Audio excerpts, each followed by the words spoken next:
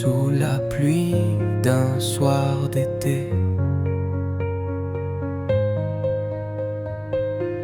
Adrien rêve à ce qui fut. Lycée Saint-Michel. Un endroit comme un autre, où les adolescents passent leur journée à jongler entre cours, rêves et tourments. Parmi eux, il y avait Adrien. Un garçon discret, un peu trop effacé, qui vivait dans l'ombre de ses pensées plutôt que sous les projecteurs des populaires. Il était du genre à s'asseoir au fond de la classe, à lire un livre pendant les pauses et à rougir quand quelqu'un croisait son regard. Depuis des années, Adrien était secrètement amoureux de Camille. Camille était douce, drôle et pleine de vie. Elle n'était pas seulement belle, elle était lumineuse. Lorsqu'elle riait, il avait l'impression que le monde devenait un peu moins lourd. Mais jamais il n'avait osé lui dire ce qu'il ressentait. Il était son ami, son confident, celui à qui elle parlait de tout et de rien, sans jamais soupçonner que son cœur battait un peu plus fort pour elle. Adrien n'avait que son journal intime pour confier ce qu'il ressentait. Chaque soir, il couchait sur le papier ses espoirs et ses regrets, créant un livre secret de ses sentiments inavoués. Il écrivait des poèmes pour Camille, décrivait ses sourires, ses éclats de rire, les moments qu'il partageait. Mais tout cela restait enfermé entre les pages jaunies de son carnet. Et puis, il est arrivé. Nathan. Grand, sûr de lui, charismatique. Il avait cette aisance naturelle, ce regard perçant qui semblait pouvoir découvrir tous les secrets d'un simple coup d'œil. Il était le nouveau, celui qui ne tarderait pas à devenir la star du lycée. Tout le monde parlait de lui. Et Camille ne faisait pas exception. Adrien a vu les étincelles dans ses yeux quand elle parlait de Nathan. Il a vu comment elle riait à ses blagues, comment elle cherchait à se rapprocher de lui. Il savait qu'il était en train de la perdre, alors qu'il ne l'avait jamais vraiment eue.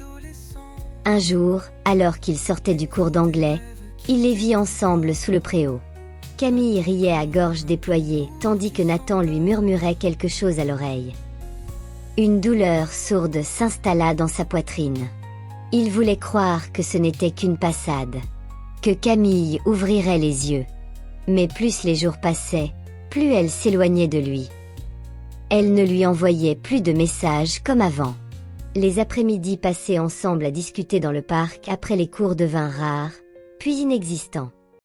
Nathan n'était pas seulement populaire, il savait comment captiver une audience.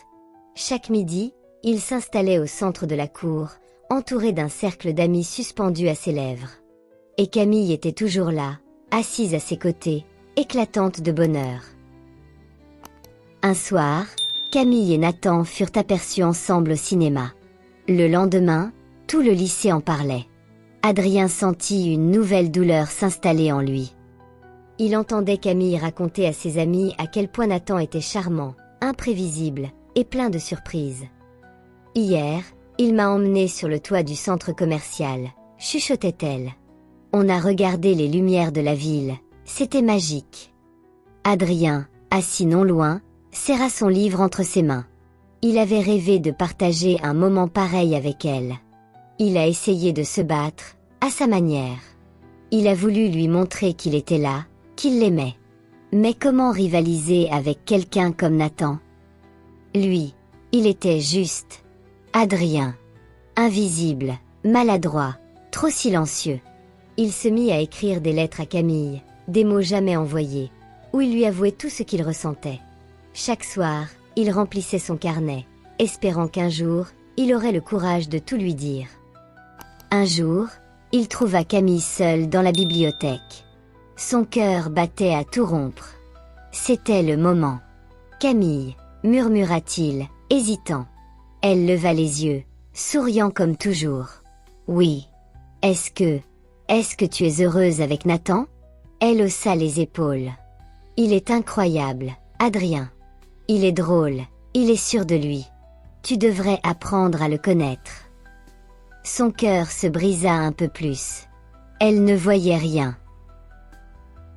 Un jour, alors qu'il sortait du lycée, il entendit Nathan parler avec ses amis. Il se moquait d'une fille qu'il avait séduite puis laissée. Une boule se forma dans la gorge d'Adrien. Et puis il entendit son nom, Camille. Nathan ne l'aimait pas vraiment. Pour lui, c'était juste une conquête de plus. Le sang d'Adrien ne fit qu'un tour.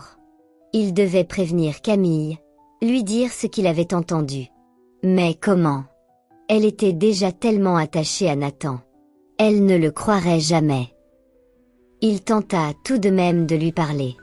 Un après-midi, après les cours, il la trouva seule, assise sous un arbre, son carnet de dessin sur les genoux. « Camille, il faut que je te dise quelque chose. » Elle leva les yeux vers lui, souriante. « Qu'est-ce qu'il y a, Adrien ?» Il inspira profondément. « C'est à propos de Nathan. » Son expression changea. Elle fronça les sourcils. « Quoi? Qu'est-ce qu'il a fait? » Je l'ai entendu parler avec ses amis. Il ne t'aime pas vraiment, Camille. Pour lui, tu es juste un jeu. Elle le fixa un moment avant de se lever brusquement. Qu'est-ce que tu racontes? Tu es jaloux, c'est ça? Non. Je veux juste te protéger. Protéger de quoi? Nathan est quelqu'un de bien. Tu ne le connais pas comme moi, Adrien. Son cœur se serra. Elle ne voulait pas l'écouter. Il la regarda s'éloigner, les larmes aux yeux. Les jours passèrent, et Camille semblait de plus en plus isolée. Nathan ne lui parlait plus comme avant. Ses blagues étaient devenues plus rares, ses sourires moins fréquents. Camille, pourtant aveuglée par ses sentiments, essayait de se persuader que tout allait bien, mais quelque chose n'allait plus.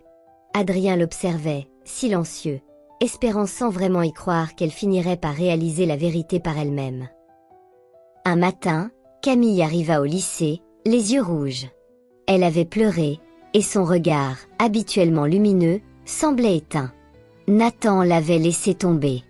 Comme une vieille pièce qu'on jette une fois qu'elle n'a plus de valeur. Ce n'était pas la première fois qu'il agissait ainsi, mais cette fois-ci, c'était différent.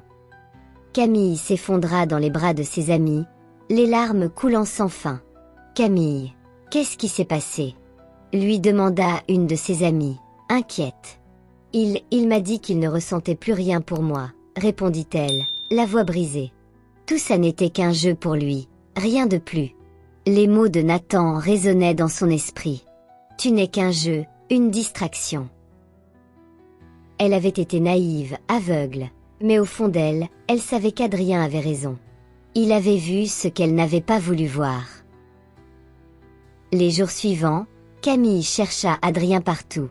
Elle savait qu'il avait disparu après leur dernière discussion.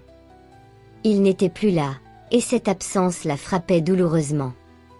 Le lycée était devenu un endroit où tout lui semblait froid, sans vie.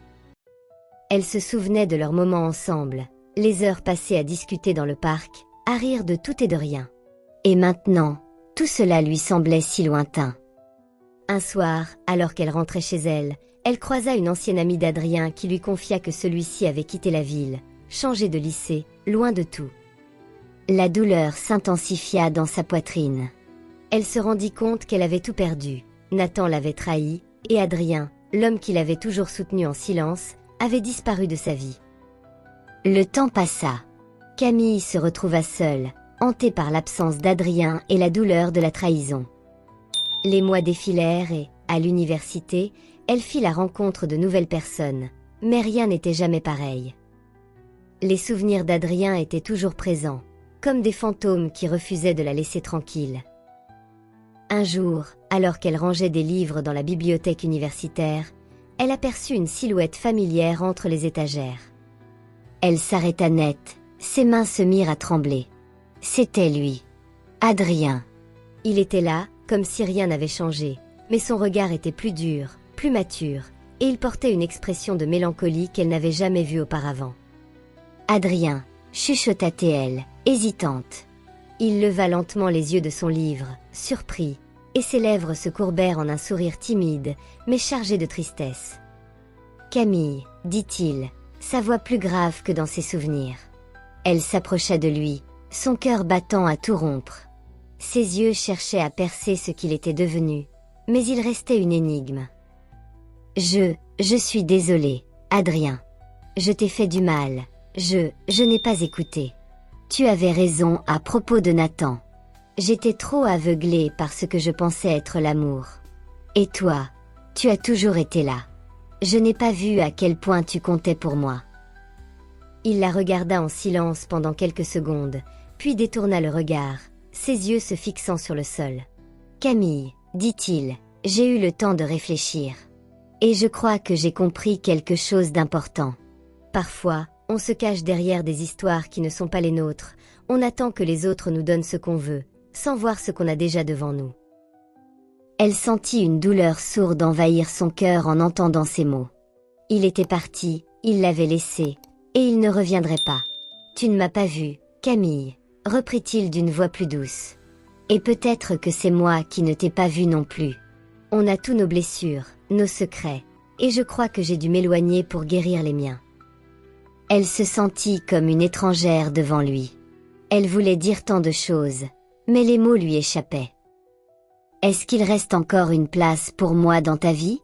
Demanda-t-elle, une larme roulant sur sa joue. Adrien la fixa un instant, puis soupira profondément. Peut-être. Mais il est trop tard pour revenir en arrière. Nous avons tous évolué, et la vie nous a transformés. Je n'attends plus rien, Camille. J'ai trouvé ma propre paix. Elle ne savait plus quoi dire.